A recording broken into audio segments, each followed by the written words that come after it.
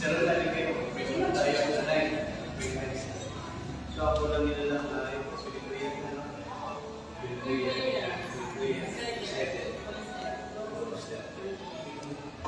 Tayo, mga Diyos na bibigyan ko sa Pilipino.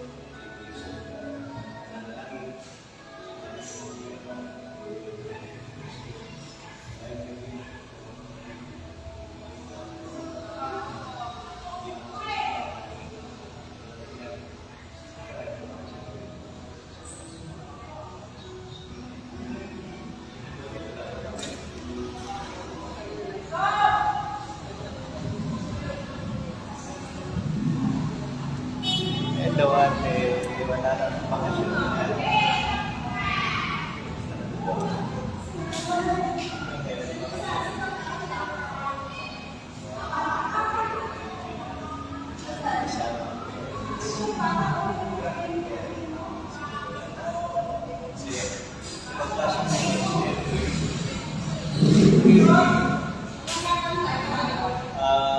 Ito special number. Ako na lang.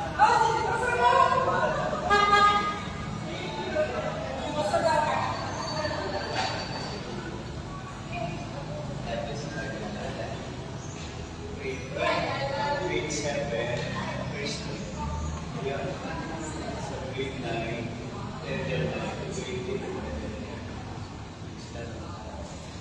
Someday,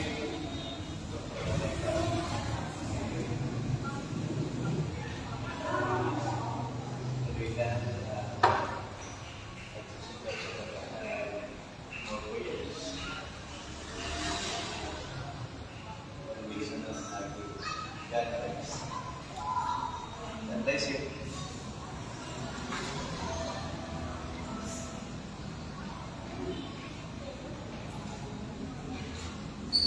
Hello po.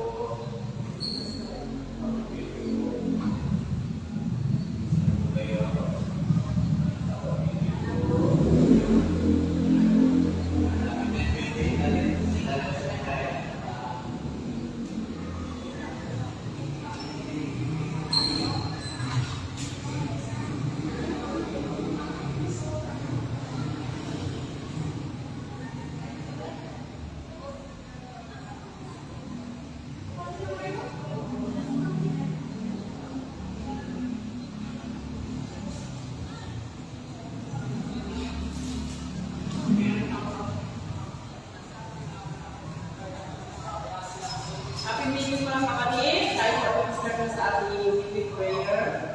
Sa ating pag-start, tayo po ay mag-amitan. Ating po gamitin ang I'm sing of Jesus Love sa bilang 8-5.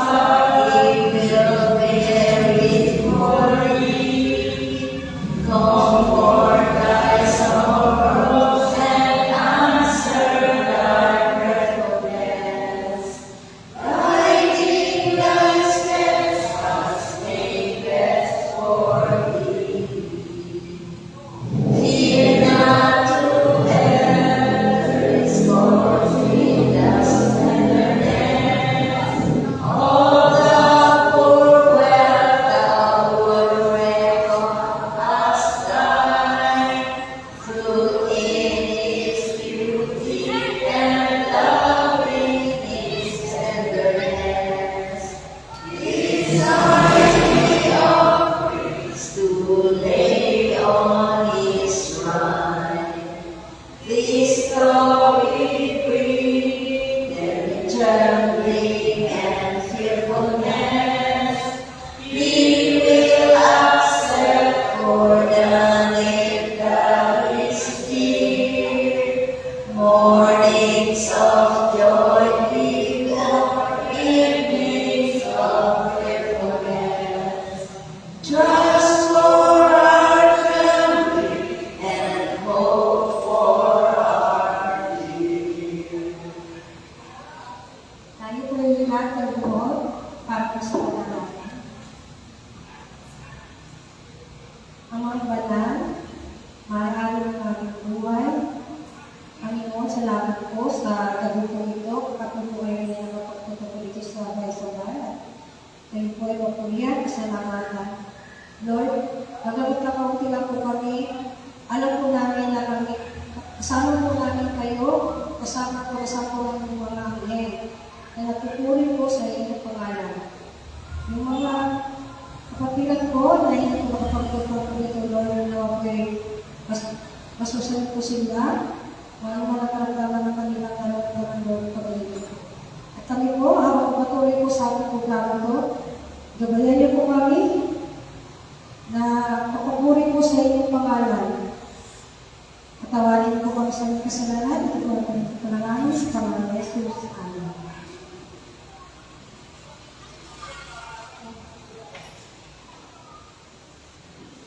God is good, mga kapatid. All the time. All the time. Mapalad tayo na tayo po ay narito sa ating bayang-sambahan na tayo ay magpupuri at magpasalamat sa ating Panginoon at mag-aaral ng mga salita na kanyang pinagdarap sa atin. Sa ating mga programa, aking pinakita po sa screen ang mga pagkasunod-sunod ng mga programa.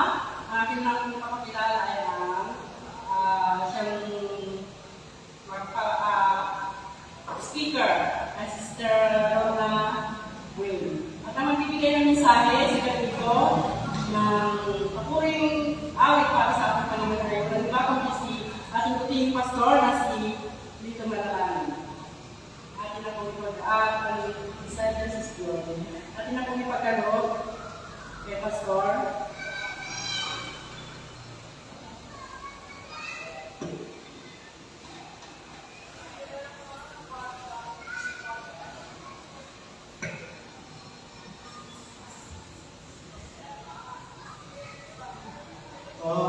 Wonderful Savior is Jesus my Lord.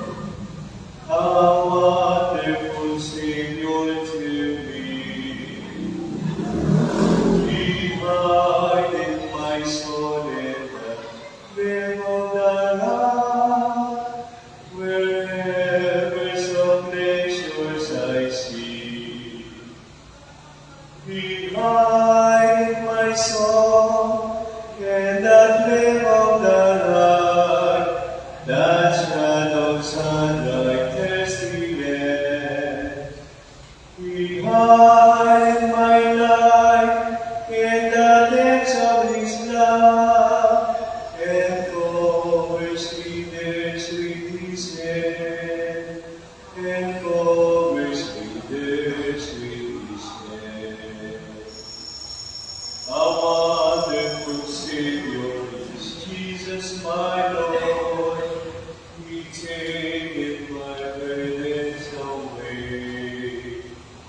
He holdeth me up and I shall not be moved.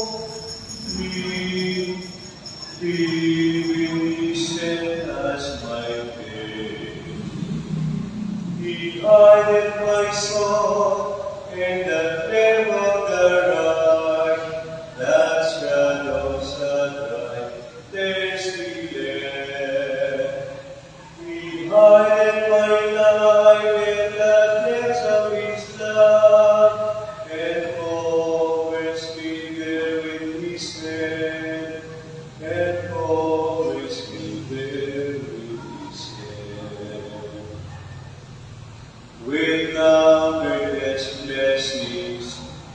Such moment comes and filled with His fullness divine.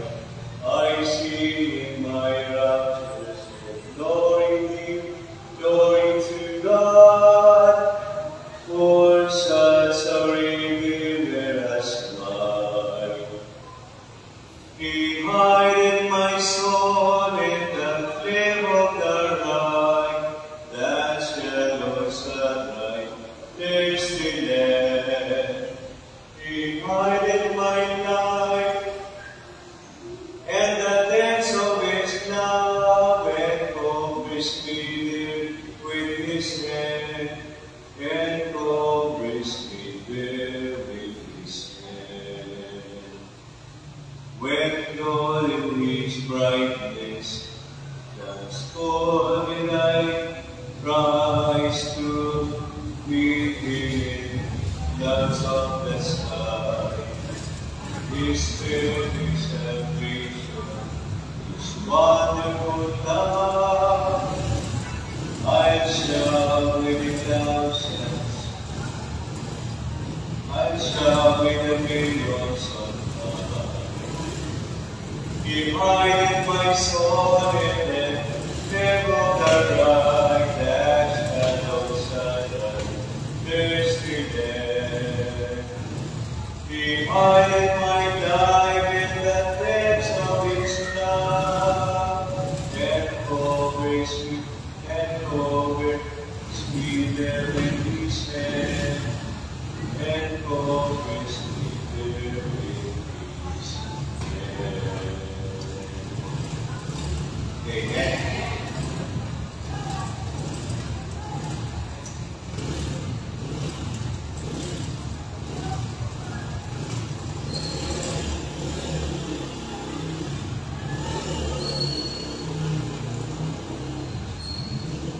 Happy Big Week mga kapatid.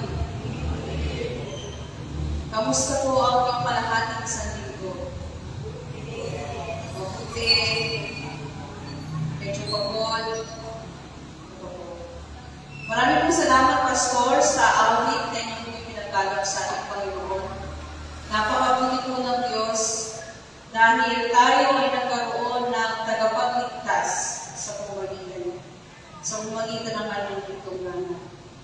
Ngayon po ay tayo po ay magpapatuloy sa pag-aaral ng aklat ng From Heaven with Love. Chapter 68. Ang titulo po ay When the Pigs Wish to See Jesus. So, ang titulo ng ating pag-aaral ngayong gabi ay ang mga Griego ay nagnais na makita ang Panginoon Jesus. Tayo ay ang mga Pilipino, mga kapatid. Kailan kaya natin ninais na makita ang ating Panginoon Jesus? Pero bago po tayo magpatuloy, tayo po ay manalangin. Makapangyarihan namin Diyos na buhay.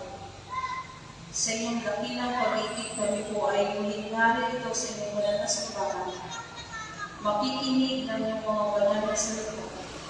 Kayo po ang Diyos ang aming magiging tagapagsalita ngayong gabi. Itago niyo po kami sa pusang kalbaryo ng aming Panginoon Kristo at ipusin po sa amin ang inyong banal na Espiritu Santo. Kayo po ang pumipigla sa amin at isulat at iukit niyo po ng malalim sa kaibuturan ng aming pampuso't isipan ang bawat aral na aming mapapakinggan, maging katibayan at kaalaman ng aming pananampalataya ngayon at magpakailanman sa pangalan ng aming Diyos, Panginoon namin tagapagligtas na si Yesu Kristo. Amen. Aklat po natin pag-aaralan ay makikita sa John 12, verses 20 to 43. Ito po ay patungkol sa mga Griego na kung saan ay ninais nilang makita ang ating Panginoon Kristo. Sila po ay pumunta sa pista ng Paskwa.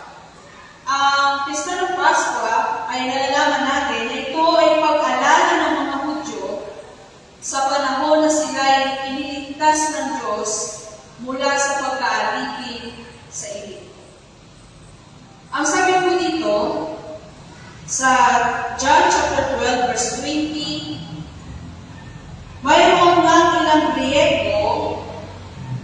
sa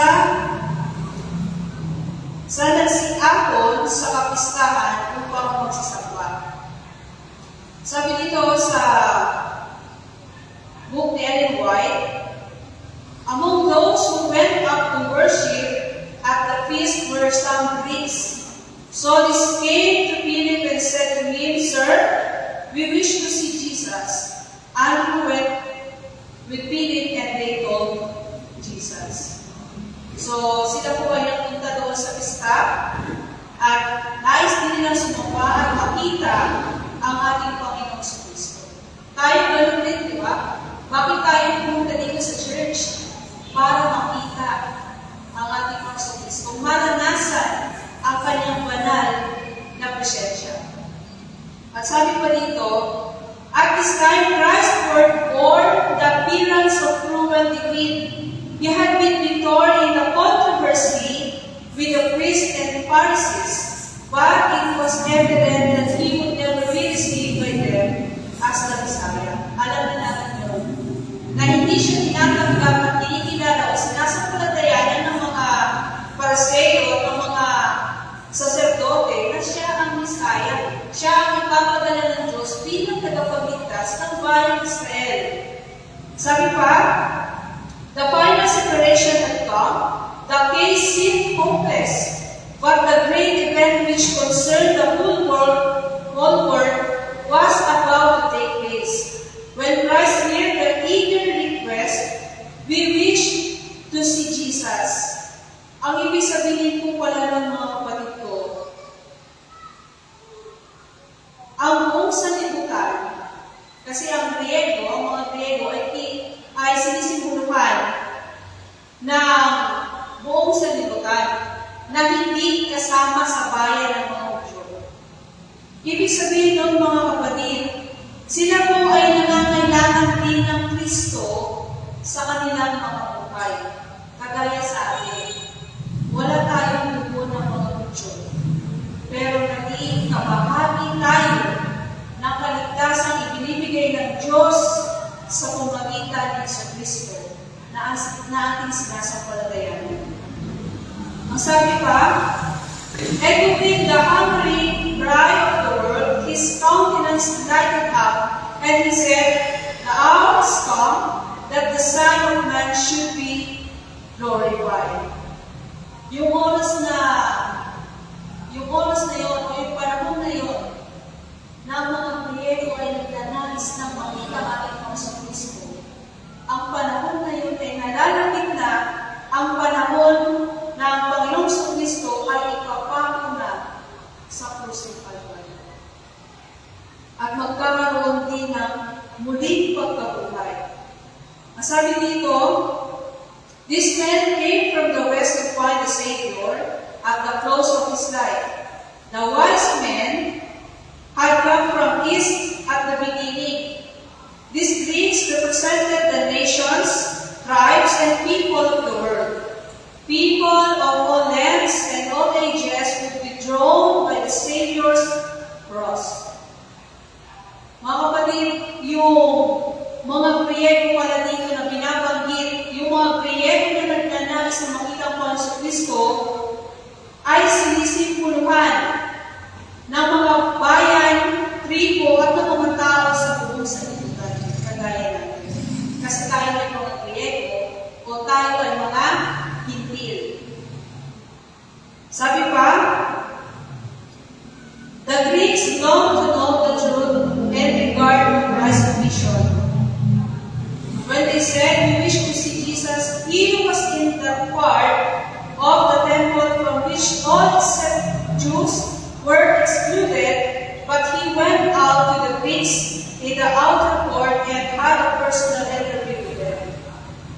The equality of the Greeks showed Christ that the sacrifice he was about to make would bring many sons and daughters to God. So yung gagawin palang sakripisyo ng ating mga Kristo, mga kapatid ko, ay isang bagay na napakahalaga sa plano pala doon sa langit, ang kaligtasan ng bawat tao. Ipinapakita sa atin dito ng ating pag-aaral na hindi ang kaligtasan na hindi lamang para sa mga Israelita, hindi lang para sa mga Hudyo, kundi para sa buong sanlibutan. At yung pagnanais nila na makita ang ating Panginoon Kristo ay sinisimuluhan na ang buong sanlibutan ay nagbubuto sa katotohanan ng pagkilala sa ating Panginoong Kristo.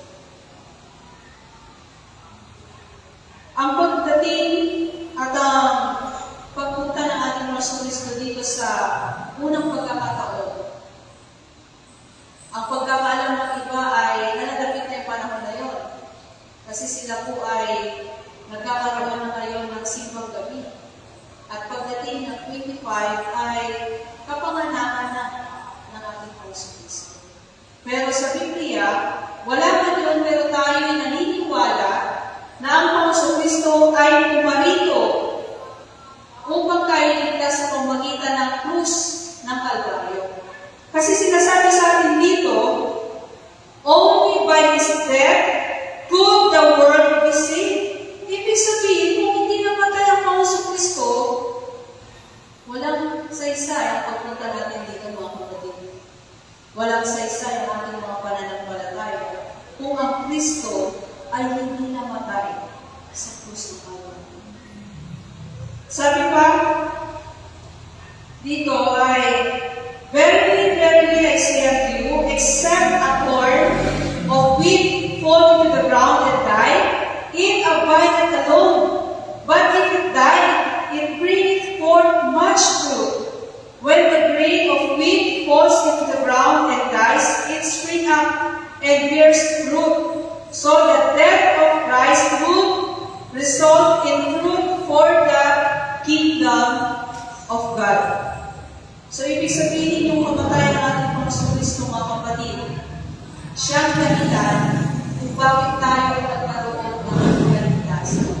Tayo yung naging bunga ng kamatayan ng ating Panginoon Kristo. Sa tingin niyo ba, mga kapatid ko, kung tayo namatay, tanungin niyo sarili niyo, pag ikaw pa namatay, may bunga ba? May magiging bunga ba na kapag ikaw ay namatay, may magpukwento na dahil dito sa kabaitan, kabutihan ni sister ni brother, kaya ako'y nananatiling matatag sa aking pananampalataya. Natanong ba natin yung sa ating sarili? Na meron kaya tayong iiwanang mabuting bagay na magbubunga ng katatagan ng pananampalataya ng iba? Sa tingin mo, ang inyong sarili lamang ang makakasagot ng tanong na yun. Pero ang kamatayan ng ating Panginoon Kristo ay nagbunga ng kaligtasan ng buong sanlibutan kung sila'y mananampalataya. Tayo, binigyan tayo ng regalo ng Diyos. Ang regalo ng Diyos ay buhay na walang hanggan sa pamamagitan ng pananampalataya sa Panginoon Kristo. Pero nasa atin kung mabubuhay tayo sa pananampalataya sa Panginoon Kristo. Merong pananampalataya na buhay at patay na pananampalataya. Yung patay na pananampalataya, yun yung walang bunga. Ibig sabihin, naniniwala ka sa Diyos, pero wala kang tiwala. Ano po? Sabi pa, year by year man preserve his supply of grain by apparently throwing away the choicest part. For a time it must be hidden under the furrow to be watched over by the Lord. Then appears the blade, then the ear, and the corn in the ear. The seed buried in the ground produces fruit, and in turn this is planted. Thus the harvest is multiplied.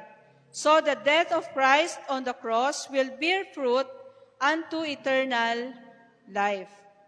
So, yung kamatayan ng ating Panginoon Kristo ay nagbubunga ito ng walang hanggang buhay. Kasi yun yung pangako. Di ba? Sa aklat ng John 3 verse 16, ano nga po yung sinabi doon sa aklat ng John 3 verse 16? Sabi, sapagkat gayon na lamang ang pag-ibig ng Diyos sa sanlibutan na kanyang ipinagkaloob ang kanyang bugtong na anak upang ang sino may sumampalataya ay huwag mapahamak, kundi magkaroon ng buhay na walang hanggan. Mga kapatid, yun yung pangako na matatanggap ng bawat sumasampalataya. Sumasampalatayang may gawa. Kasi hindi tayo pwedeng manampalataya sa salita lang. No po? Sabi pa dito, mga kapatid, this lesson of self-sacrifice all should learn. Kailangan pala meron din tayong gagawin na self-sacrifice. Meron tayong, sino po dito yung mga converted Adventist? Yan. Tayo, no? Tayo mga converted Adventist. Hindi naman tayo yung pumasok tayo dito sa SDA ay nagawa na natin, nasunod na natin agad lahat. 'Di ba? Meron tayong mga nakasanayan na ugali sa labas na kinalimutan at iniwanan natin. So yun po yung self-sacrifice. Meron tayong kailangang isakripisyo, kailangan talikuran, kailangang iwanan, kailangan na nating limutin, mga kapatid. Sabi dito, he that loveth his life shall lose it, and he that hateth his life in this world shall keep it unto life eternal. Sabi dito sa aklat ng Juan 12, ang versikulo 25, ang umiibig sa kanyang buhay ay mawawalan nito. Sabi ng iba, bakit? Mahal ko nga yung buhay ko, natural. Mag-aalagaan ko yung sarili ko, yung katawan ko, di ba? Anong ibig sabihin nito? Ang ibig sabihin nito, mga kapatid, yung umiibig sa buhay mo dito na makasanlibutan, hanggang dito ka na lang. Hanggang dito na lang yon. Pero ang sabi dito, at ang napupuot sa kanyang buhay sa sanglibutang ito, ay maiingatan niyaon sa buhay na walang hanggan. Ibig sabihin pala, mga kapatid, ipinapaalam sa atin ang lesson natin ngayon na ang buhay natin dito kapag minahal natin, ayaw nating mapunta, ayaw nating sundin ang kalooban ng Panginoon, hanggang dito lang tayo. Sino po dito sa atin yung nangangaral na ang Panginoon malapit nang dumating? Wala. Tayo, di ba, nagsasabi, ang Panginoon malapit nang dumating. Pero sinasabi din natin sa ating sarili, wag muna. Tama? Medyo tama. Ha? May mga Adventist na, oo, naniniwala na gusto nang bumalik ang Panginoon, pero sa kanilang puso, ayaw pa nilang dumating. Kasi meron pa silang mga plano, meron pa silang mga pangarap, meron pa silang mga gustong gawin. Ang sabi ng Panginoon, kung inyong iniibig ang inyong buhay dito sa sanlibutan, mawawalan kayo ng buhay na walang hanggan. Kasi nga, yun yung self-sacrifice. Ang Panginoon Kristo, sinakripisyo niya ang langit at ibinigay niya ang kanyang buhay para sa atin. Ganon kabigat ang kapalit ng kasalanan. Buhay ang kapalit. Buhay ng Panginoong Hesukristo. Buhay natin. Dahil kapag tayo ay hindi sumunod sa kalooban ng Panginoon, hindi naman tayo pipilitin ng Diyos na sumunod eh. Hindi niya naman tayo sabihin na, hindi ka na naman nagsimba, simba ka. Hindi ganon. Nasa atin ang freedom of choice. Pero ang sabi dito, the life must be cast into the furrow of the world's need. Self-love, self-interest must perish. Ikakapahamak natin yung pagmamahal natin sa ating sarili at sa ating mga sariling kapakanan. 'Di ba? Minsan gagawa lang tayo ng mabuti kasi gusto nating purihin. Hindi talaga tayo gagawa ng mabuti kasi gusto nating gumawa at mahal natin ang Panginoon. Gagawa lang tayo ng mabuti kasi gusto nating makilala, gusto nating purihin, gusto nating maging sikat. Ang sabi ng Panginoon, hindi ganon. Ano po? Sabi dito, and the law of self-sacrifice is the law of self-preservation. Kailangan pala yung ating mga sarili, yung ating mga puso, mga kapatid. Habang hindi pa dumarating ang Panginoon, inihahanda na natin ito para sa Kanya. Sabi dito, to give is to live. Ibigay natin sa Panginoon ang ating sarili ng buo. Minsan kasi kalahati lang eh. Panginoon, kasi busy ako. Dito muna ako, sa susunod na araw na lang, sa susunod na Sabat na lang, sa susunod na taon na lang. Di ba? The life that will be preserved is the life freely given in service to God and man. So, wag nating kalimutan mga kapatid kung bakit tayo nabubuhay sa sanlibutan ito is to glorify God. Hindi para gawin kung ano ang gusto natin, kundi para gawin kung ano ang kalooban ng ating Panginoong Diyos. Ang mag-serve, maglingkod sa Diyos at maglingkod sa ating kapwa. Ano po? Sabi po dito, if any man serve me, said Jesus, let him follow me. And where I am, there shall also my servant be. If any man serve me, him will my Father honor. All who have borne with Jesus the cross of sacrifice will be sharers with Him of His glory.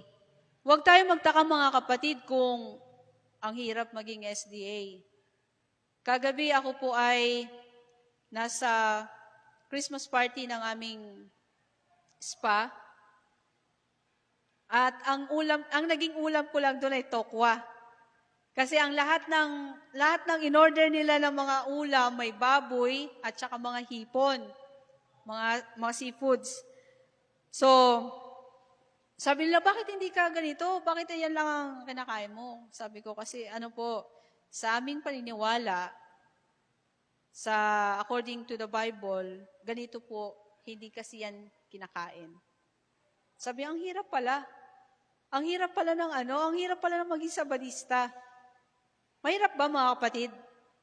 Sabi lang kapag maging sabadista ka daw, mamamatay ka kasi wala kang pagkain. Bakit ang dami-dami sabadista buhay pa rin?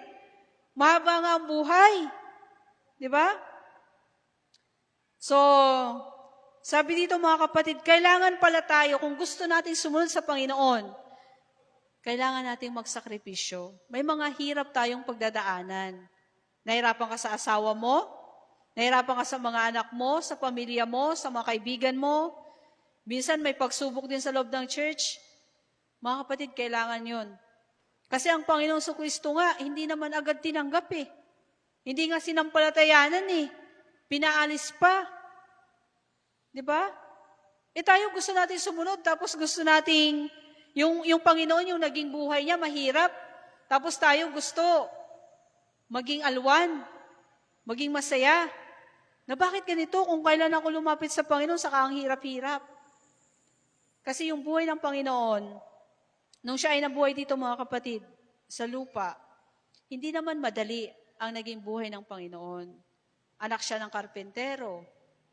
At naging karpentero din ang ating Panginoon. Pumunta siya sa mga lugar, na kung saan may mga lugar na hindi rin siya sinampalatayanan, hindi siya pinaniwalaan. May mga kapitbahay din kayo na hindi maniniwala sa inyo. Ganun yun mga kapatid ko. Pero ang sabi dito, pagdating ng panahon, pagdating ng Panginoon Kristo, ay makikibahagi din tayo sa Kanya at magmamana din tayo ng buhay na walang hanggan. Sabi dito, the message of the Greeks brought to the mind of Jesus the work of redemption from the time when in heaven the plan was laid to the death now so near and at hand.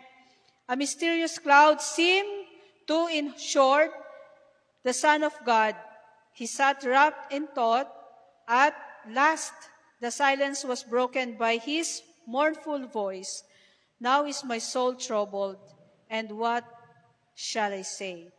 Father, save me from this hour. So nakaranas din ang Panginoong Jesus na manghina, mga kapatid, sa mga panahon na yon. Yung bigat ng kasalanan ay nararanasan niya. Kasi siya ang sumalo siya yung naging ating kahalili. Siya yung sumalo na dapat para sa atin. Tayo dapat yung hinampas. Tayo dapat yung sinuotan ng koronang tinik. Tayo dapat yung ipinako sa krus. Pero kinuha niya yung lahat dahil sa kanyang dakilang pag-ibig. Pero tayo, konti lang yung isinasakripisyo natin. Minsan. Di ba mga kapatid? Yung Sabat, minsan hindi pa nga tayo buo pagdating ng Sabat. Yung panalangin, minsan sobrang iksi natin manalangin, nagmamadali. Di ba? Yung bawat ginagawa natin sa araw-araw, pwedeng maging sacrifice yun para sa ating Panginoon, mga kapatid. Ang sabi dito, ulit, babasahin ko yung title. When the Greeks wished to see Jesus. Ang gusto ko pong maging reflection natin, mga kapatid, ngayon, ay pag-usapan natin kung kailan natin sinabi sa ating mga puso na nais nating makita ang Panginoon. Kailan dumating sa point ng buhay mo na sinabi mo na sa iyong sarili, sa iyong puso, na gusto mo nang makita ang Panginoong Hesukristo. Magandang gabi at happy midweek, mga kapatid.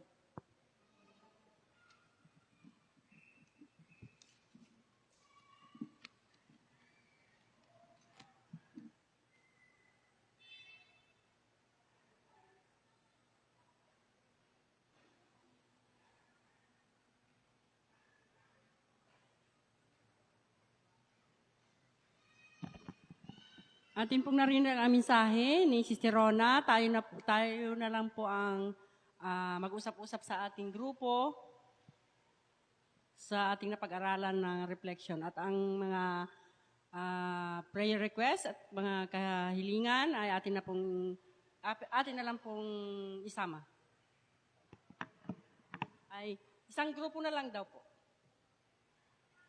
Si Pastor na ang mag-guide sa atin.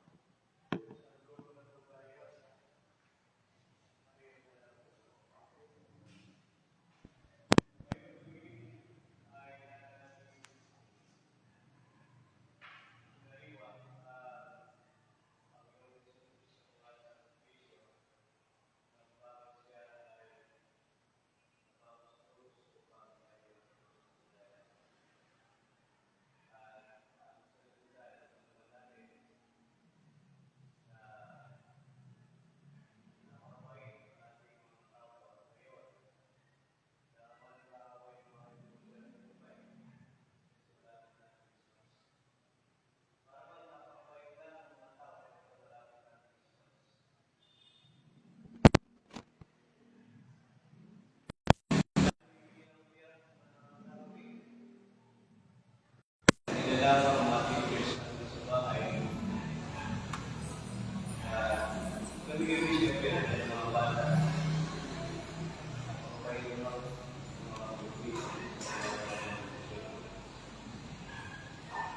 Pero hindi lang sa ito pala dahil sa tawagin sa lahat ng panahon kapag tayo sa Christian dahil tayo mga nandiyan ay mga nasa Panginoon. Marami na Christian giving ay tuloy na nagbayin ang ating Panginoon Jesus sa mga sakripisyo na dinaharan niya ay tuloy tayo sacrifice. Marami ngayon gusto naman gabayin sacrifice. Dahil kung tayo sa ng hapon ng ating tao na may sacrifice na tuwid na sa atin, bibig-bibig mo na ang dahil dedicatos, sacrifice, masaya, nalilay. Pero yung tunay na sacrifice, Sabado na mayroong Thanksgiving program, marami ang miyembro sa church. Midweek Easter, kaya tayo mga kapatid. Lalo pa rin tayo panalangin-tabi sa simbahan, natin sa simbahan na ang Diyos. Nasa bahay din natin ng Diyos, pero dahil may pamantayan tayo sa ating country, sa ating denomination, midweek Easter, and Good Sabbath. Kita naman yung mga natin sa school natin. Diba? Sa LA, meron midweek, Easter, Saturday. Hindi lang sa LA sa lahat ng school natin. Ito natin universities, school natin, mga hospital. Sa layo-layo, ang tinawagyan natin, hindi na tinawagyan dahil bahagi ng pagpapasok sa Panginoon. Ang midweek, Easter, hindi na natin-usapan natin paano tayo? Meron pa tayo midweek. Sa US, wala na midweek. Wala na midweek ng Easter. Pero huwag natin tutulain din. Malaya tayo dito. May bago kasi magkakayo sila. 2 hours drive, 1 hour drive. Nali po yun. Malayo ng church. At kung meron malayo ng church, late na ako uwi sa gabi dahil na ating gabi ng church. Kaya nalawa sa mga na nakita. Kaya actually, kung ikaw ay mag-uwi ng sa isip na mas susunod, yun ka yung day. At di nila isa-sacrifice ang midweek and Easter and Saturday. Bakit yung magkana Friday na ikaw ay nalaman na nasa work na school sila gabi. Gusto yun sa Saturday. At kapag ikaw ay mag-get ng divine service dahil pag-punta sa work, dadating ka doon ng 11 ang service ay pagkakalauna. Pagkagaling ng divine service, dapat na hindi mo magpapanang dahil sa diretso na rin sa work. Di ba napapalad na rin? Hindi ko tinitingnan yung negative sa US, Canada. Pero dapat natin isipin yung mga oras na napapalad na rin sa Pilipinas dahil tayo ay nakapagiging na rin dito sa US. Para tayo, ito pa rin tayo na nananalig. Ito wala na, sarado ng mga Diyos ito. O kundi nagsisipa, napakalaking ng Diyos. Kaya, kaya kung kumay sa US, nagpapalagay yun ng snow. Masarap pa yun ng snow. Maganda lang sa ito, may snow. Pero di ko malaman sa nagsama ngayon. Puro ng snow. Hindi makalaman ang sasakyan. Kundi hintay pa yung government truck, yung mga truck. Papalain mo yun, parang nadaan mo yun. Grabe na rin doon yun. Kung wala kang kapatadyanan ng rason, at kung bago ka lang natin doon, hindi bago lang sa gabi. Lalo may pilay pang iyong paa, yung pilay doon dahil namin nasa dito doon. Sakit, mamahalin. Pero kung hindi ko yung parang nagtaan namin na sarap pa rin sa Pilipinas. Pero ang Diyos ay plano para sa atin. Maybe after 7 years na mag-Diyos ang mga kasalanan. Ano ba yung Diyos? Pero sa matalay natin na kapag-ibig tayo ang patayan, kung tayo may ito, ang ito sa iyo na sa iyo magkakaroon.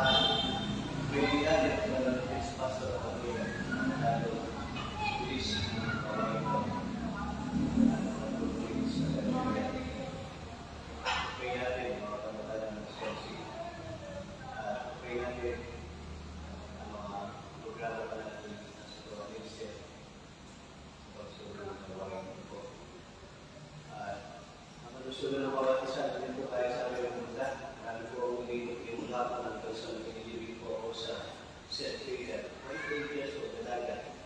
Magkakasal sa February. Pero dahil sa matinding-bigay, panay. Hindi lang. Pero nakakatinding-bigay. Kaya nagawa mo sa Ministro Cruz. Patay. Hindi niligalingan sa 11. Kaya so tayo ako doon. Nakasipin ko ninyo. Ano po? Gawin lang. Sa ating institution. Dito malalim sa office. Kaya ito ako nabigay. Kaya mag-ingat tayo sa pagpapaligan natin. Ito ang magiging pa rin. At hindi nang bigay, mga senyor, hindi kayo sa Lulunya. Lagi kayo mag-mask.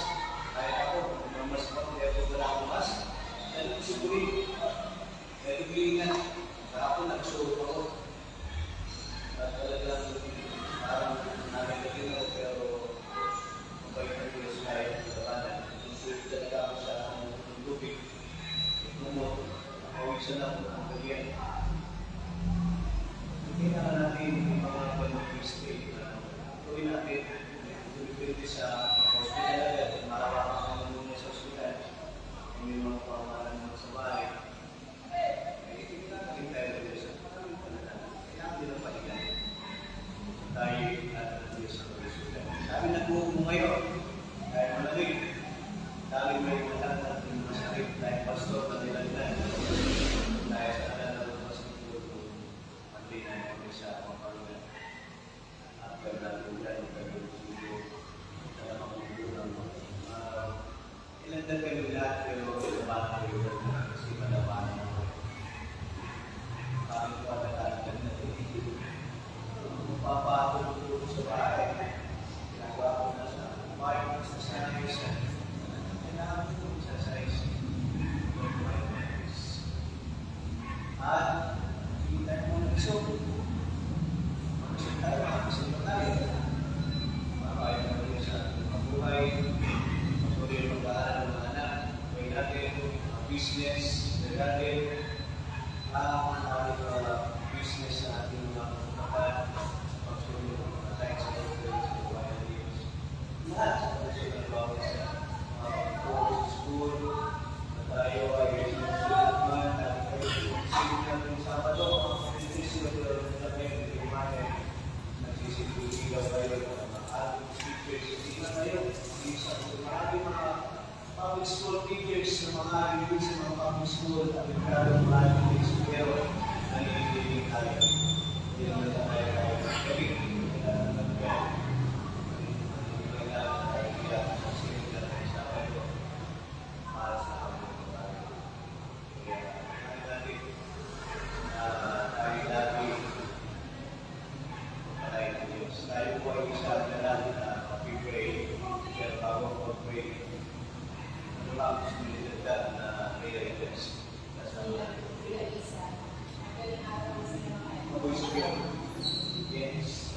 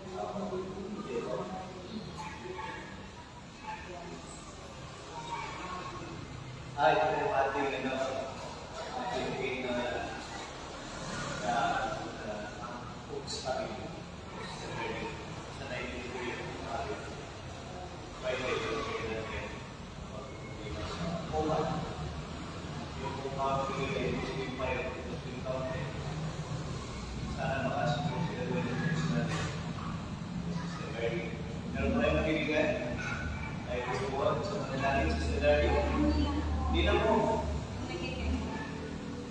Hindi mo.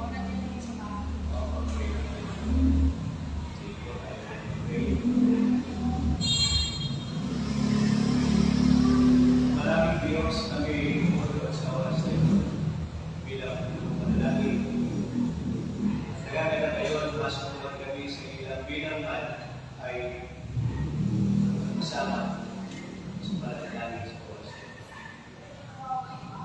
Panginoon Diyos, naisipon sa aming bansa ay nalang makita magiging sigla ng iyong bayan na hindi ko mabayaran ang pagpala ng pagiging ng pagsaman ng bayan. Manalangin kami ito na ganito pasigla sa dadala sa iyong bayan upang pagmating maraming mga pagsumpa ay tatay sa pananampalataya sapagat kayo siya siya pananampalataya ng bawat isa. Ito po magpapalataas ng pananampalataya at pag-asa at aming lahat ng mga pagpilingkod ay nalabilaw ang aming pagpalay. Aming dinadalangin ng Diyos na aming mga pamilya na umaharap sa iba't ibang paalasan. Kaya kung walang bilangin Panginoon ang kaibigan sa Sedari na nagkikimo na may pagkawad kayo ang siya nakakalang panagayin yun upang malalay sa ganito mo masasila na nalagay at mga pagpapauspital mga pagpapamilyo sa ayos ng dugo kayo Panginoon ang pagdadala ng pagkay pagpapagaling, pagbibigay hawak, at bagay pa, away, away pa rin. Aming nagdaging sa lahat ng mga karamdaman sa mga malapit ng Panginoon. Manalangin sila, bigyan, tagaling, sapagkat napakahangin ang mga nagkas ng aking aming Panginoon at hangin na siya pinanamang bahan ang pagdali ng Panginoon niya na mga pagpusukuan ang na ang asa na palamigay sa aking Panginoon kayo po nakakala upang hindi yung gawat ang pagaling niya. Tayo po yung pong instrumento ang hospital. Ang mga balik mo yung makawalan sa bagay ng mga history na kung saan dinadalawin ang mga pamilya o ang hindi sa mga gastos. Hindi nadalawin po namin ang ingat sa sarili ko. At sa mother, Robert, ay po marami pagkakain na aming mga speakers sa mga buhay, sa mga karamdaman, at po ang karamdaman sa tiyan. Kung maharap na po,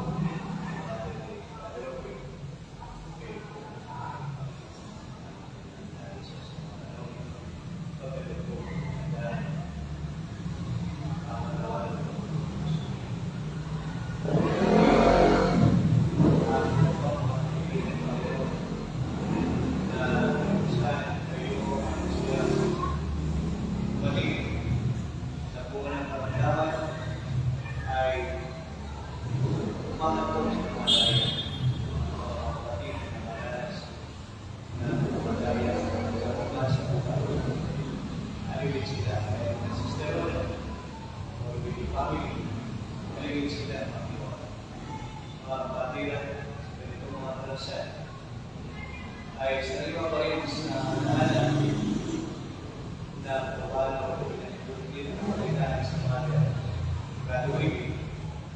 May mga dito ng pamilya na dumating na ng karanasan nasa Panginoon kami. Kaya po ay dito may iwanan. Ang aking dinadalangin ng Panginoon ang mga bata, mga anak, mga estudyante sa araw ngayon. Kaya po dinadalangin sa ating pamilya. Kaya sa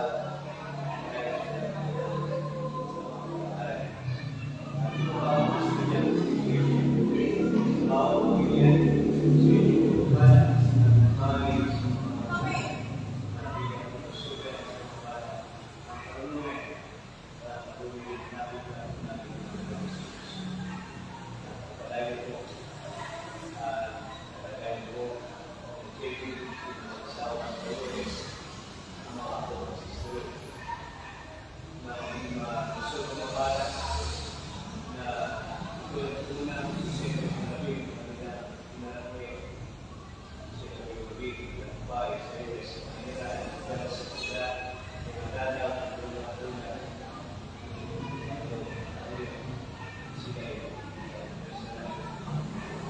ayaw ko kakilala sa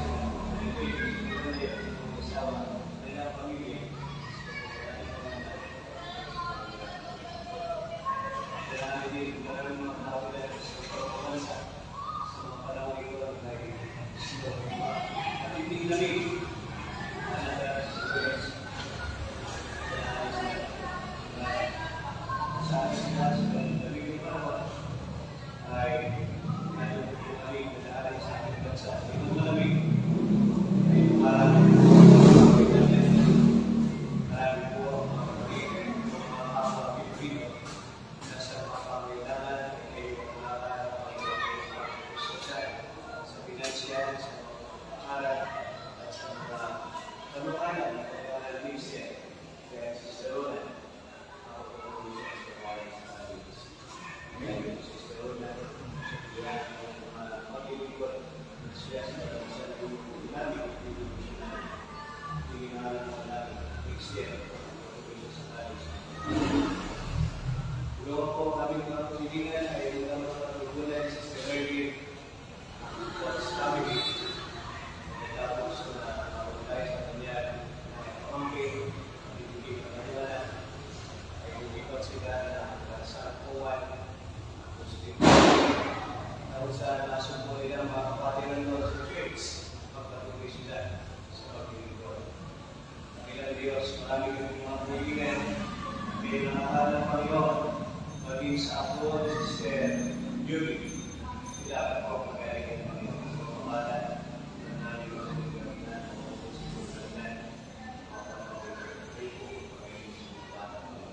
dahil po, malang araw, magiging kasama sa pananampalataya sa Panginoon. Mga sa Sister Julie, tuloy mo Panginoon, na gumawa kayo ng Espiritu, pagkakas kayo ng pamilya nila, na sama-sama isip ng Panginoon. Tuloy mo ang Sister Julie, Sister Manuel, kapatid, ngayon, Diyos, salamat sa pagkukulang sa natin sa Espiritu sa para sa ating kasalanan, sa basa ng mission, sa pangalan ng Ama, ng Espiritu. Amen. Amen. Praise God. Kalimutan na ng Bishop yun. Kasi ito, tama lahat sa pangalan. Ang voice of God sa mga pangalan.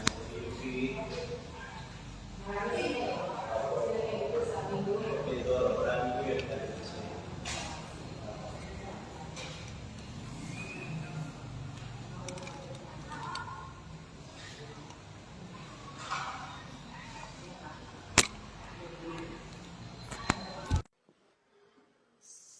Bilang tugon sa ating narinig na mensahe, tayo po ay magsiawitan. Ating pong awitin ang Draw Me Nearer sa may bilang 187.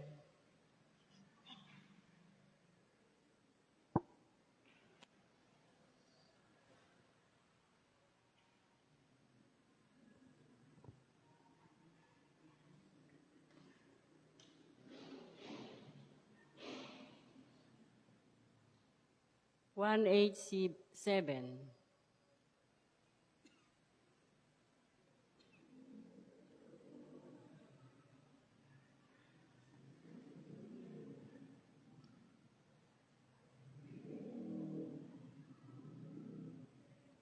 Tayo po tumayong lahat, mga kapatid.